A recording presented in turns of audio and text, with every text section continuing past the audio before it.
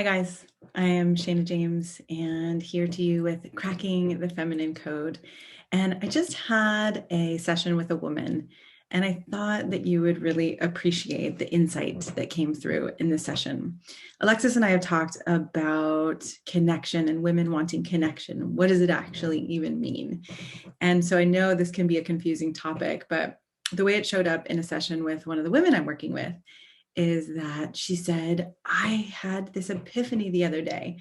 She said, I thought I wasn't attracted to my husband in certain moments because he wasn't touching me the right way, or I want sex to be a little more dark, or I want him to take me a little bit more. I want it to be a little more I want him to dominate me. Like I thought it was for all these reasons. And she said, the epiphany I had is that I realized that it was actually because I didn't feel connected to him. Those are the moments that my attraction would fade. And so I wanted to circle back around to this topic because I know connection is confusing, and you may be thinking like, well, what do I need to do? Right? Is this another example of it's not necessarily that you're not touching her in the right way or you're not doing something right? So, you can learn to actually touch her in different ways. You can play with it. You can explore. You can really ask her, right, what she wants in those moments. That is one way to approach this. But the other side of it is your women or women who you are connecting with, women who you're sleeping with, will feel more of that attraction, more of that turn on when they feel connected to you. And so if you're noticing that you're in the midst of a moment where you're having sex or you're making out or you're having some kind of intimacy, and the woman you're with is not relaxed, or she's not totally enjoying herself, or she's just a little stiff or a little off, right? You could actually pause. I just imagine you putting your hands on her face and just holding her face and just be like, hey, what's going on? Or I'm here with you. Or I'm wondering if you feel connected to me, or what would you need to feel even more connected to me in this moment? So part of this too is if you're not coming from the place that something is wrong, then it's about play and creativity and how could we have even more intimacy, pleasure, connection. Then it's about an exploration or an adventure, as opposed to we got to get somewhere and we got to do this the right thing.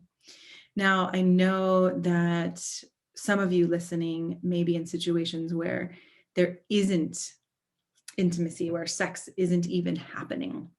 And in that case, what I would suggest is taking the risk to have a bold conversation, taking the risk to ask your wife, hey, I really want to know what would have you feel connected to me. Like, do you think that you would be open to making a list or having a conversation about it, right? Whatever way feels most comfortable for her. Because not that this is your intent is, oh, suddenly I'm going to get her to understand what feels, what connection is, and then suddenly we're going to have more sex. But you are more likely to have more sex, to have more romance, to have more intimacy when connection is happening. I was thinking about an example in my life where the other day I was holding all of these, what would I call them? Resentments toward my partner or frustrations toward my partner. We've been talking about whether or not we would live together. And I'm going to tell on myself because I think this will be helpful. So we're talking about whether we're going to live together, whether we'll move in together or just move to the same location, same area, because we live far apart. And one of the things that's been happening is that he's been saying he wants to get new glasses. And it's been about a year and he hasn't gotten new glasses. And so I started putting all these things together. Now, granted, we're in a pandemic. It's not necessarily safe to go to the mall or go to the eye doctor. All these things are happening, right? So that's actually what he's explained to me at one point, the things that I didn't see. But in my mind, I was thinking, if he says he wants something, that doesn't mean it's going to happen, right? If he says he wants to move to the same place with me, that doesn't necessarily mean it's going to happen. It just might mean that he wants it, just like he is glasses, just like he says he wants new glasses, but he's not actually getting new glasses. And so I started boiling kind of inside, where I was like, you say you want this, but you're not going to do this. I didn't say all this. I was responsible with it. But we sat down to have a conversation, and I said, I need to clear something. And I said, I've been making up these stories and having this imagining that, like, there's no way you're going to move from where you live to where we've been talking about moving if you're not going to go get new glasses. And, I got to have a little bit of a laugh about it in myself. And I also cried and felt the pain of it. And this fear I have that he's not going to actually take action.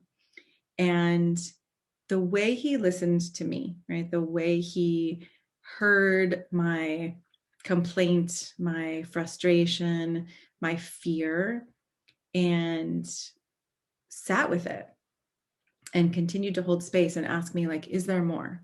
Is there anything else you want me to know? And, the way he wrapped it up as we were having our conversation with, I hear all of these stories and ideas that you have. And, while I know that a lot of it isn't necessarily true about me, like, I'm sorry that hurt you, or I'm sorry that you're having that experience, right? So there was some listening and some reflecting back what he heard. There was not taking it personally. There was I don't want to say apologize. There was some apology. It wasn't necessarily apologizing for something he had done. It was just like, that he was caring about me and saying, I'm sorry that you feel this way.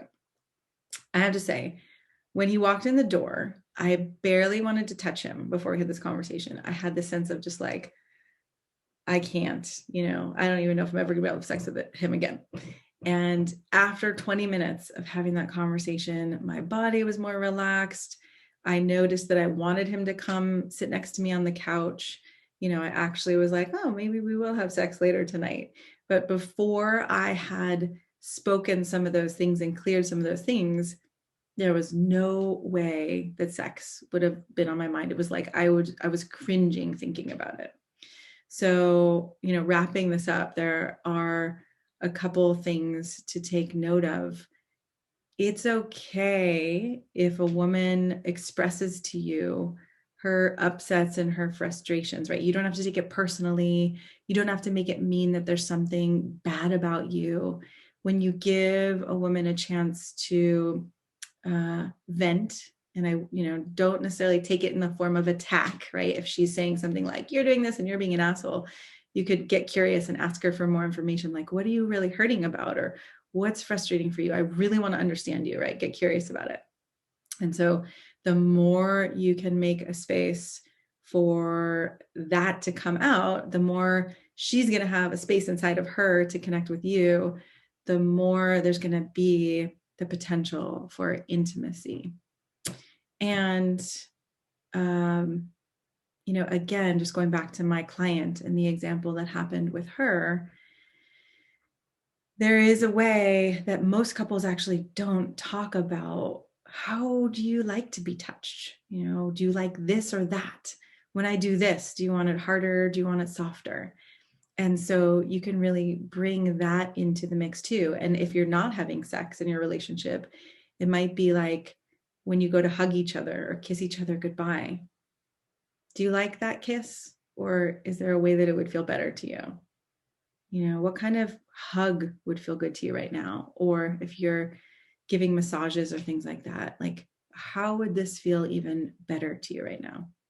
So wherever you are, there's a next step, and it takes some boldness, it takes some risk. But what I trust is that when you do that, there's more honesty, there's more intimacy, there's more of you two actually getting on the same page together and knowing each other in such a way that you can have connection, and that makes it more likely for you to have intimacy.